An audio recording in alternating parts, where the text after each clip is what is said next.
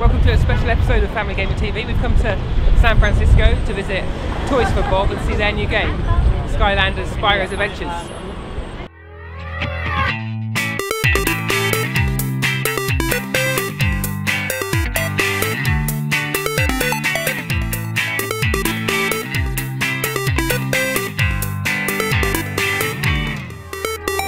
So we spent the morning at Toys for Bob looking around the studio, seeing how they're making Skylanders Spyro's Adventures, meeting members of the team and just understanding how the game crosses over from toys into video games.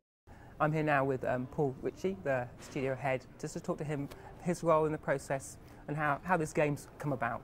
You can hear from the name Toys for Bob, even though this is our first toy creative experience, we have been thinking about how toys are fun and how the experience of playing with toys is different from the traditional game rule-based experience. And so all along we would go back to our childhood memories of what was fun about playing with your toy cars or playing with your toy action figures, and how can we reach into a game experience and get that same kind of fun, fresh feel.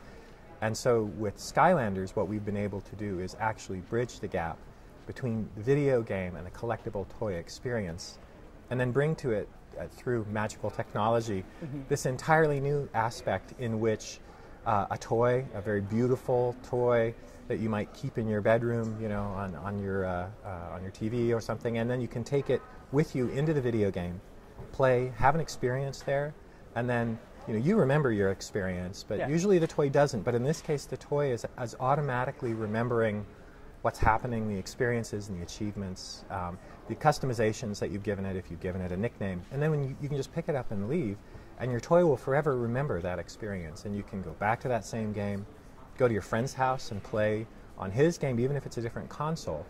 And in fact, you can take it to different Skylanders games. And your character is your character. And the strengths and the abilities that you accumulate all across the different games add up.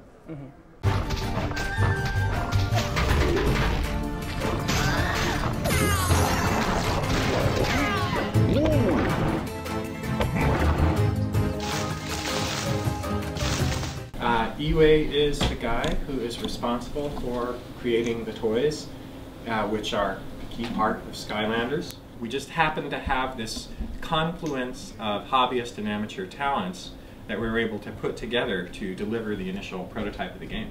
So initially, Paul came to me and said, hey, I was just drawing lots of characters. I'm a concept artist here as well. And he came to me one day and said, hey, can you sculpt these? And I was like, sure. You want to pay me for it? I want to do this. So for example, one of the things that that Paul wanted was a kind of a tree guy. Right? I didn't like him, but I showed it to Paul anyway, and we're like, too much like monsters and not hero, not necessarily a good guy. You're not quite sure they look like bad guys. So we went here, but there's some elements of this guy that we liked, and we especially like those hammers. I mean, that's very clear. You don't have to explain to anything, especially a kid. You just go, you know what it does, right? So we refined it a little bit more. We end up with something like this, which feels more right for our audience. So being D&D players and Tolkien fans, we're thinking about tree ends. Yeah, so there's quite a lot of information in there. So some different things about Skylanders that you wouldn't expect in a video game are, first of all, that you get the game with a toy character or a series of toy characters, and then essentially that is how the game recognises who you are. So rather than picking a save file or something, you just take this character and put it on the peripheral that comes with it. And how does that change the experience? Sure. So. With Skylanders, Spyro's Adventure, the starter kit comes, as you said, with the Portal of Power, which is this glowing, magical, peripheral, wireless. And we had an engineering house do this version, which is just the circuit board, but wires came out of it and stuff. I did the prototyping, but the engineers actually turned it into a real product where they do the safety standards, and this is the little magic antenna that communicates to the toys. And this glowing, magical, peripheral, wireless, and 3 toys, and they're Spyro, Gilgrunt, and Trigger Happy. And you get to choose which character you want to be at any point. You just pick him up and put him on the portal, and instantly that character is pulled into the game.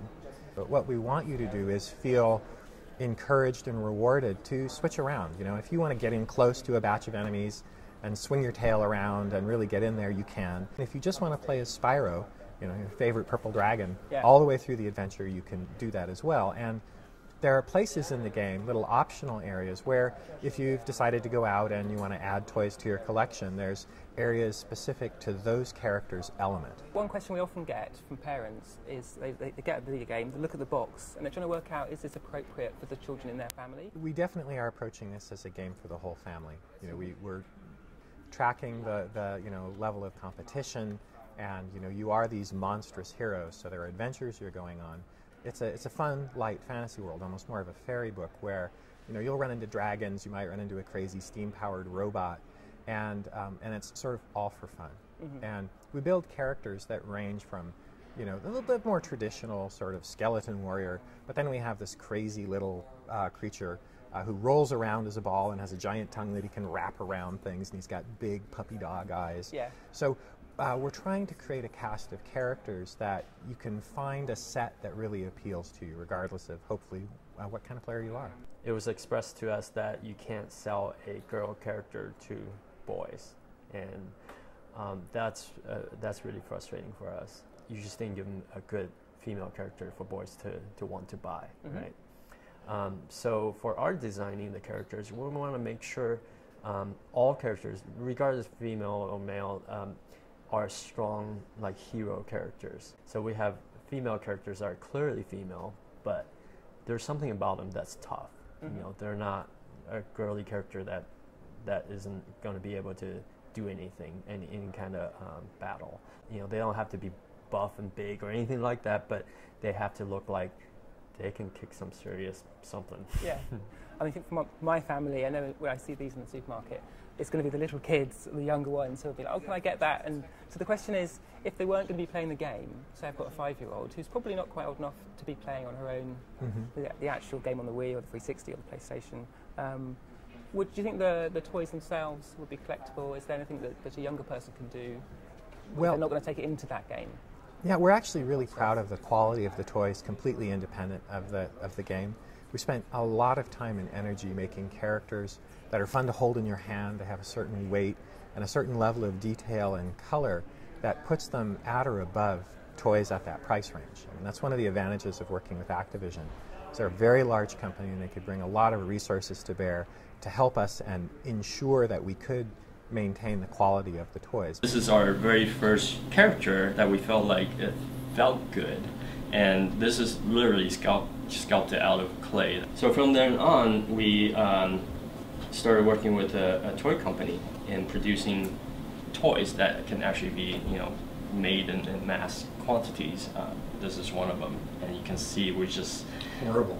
I didn't know what to laugh or cry or what, but like we got this back and we're like painting by hand, and we know how to make it better. So there's a lot of communication back and forth, you know, with the toy company. Put all the costs of paint right here, and this is where it matters. You know, eyes are really important. We want to make sure that looks really great. I tell you how long it takes from this step to this step takes. There's a lot of like little steps. So 5.5 months. But even beyond the console game, you know, you don't have to go buy the console game to sort of bring the toys to life. There's a web world, and with every toy comes a little code, and so you can go to the web world, type in the code, and then that specific character appears in a collection, an online collection. You can run around in our web world and snack on stuff and play these fun games and meet other players. Yeah, I could imagine my younger kids buying the toys and sort of waiting until they get to the magical age where I let them to, you know, take it onto the console. Yeah, we're looking forward to getting our hands on the full game and putting it through its paces. Oh, it's been a pleasure. Great, thank you. Thank you very much.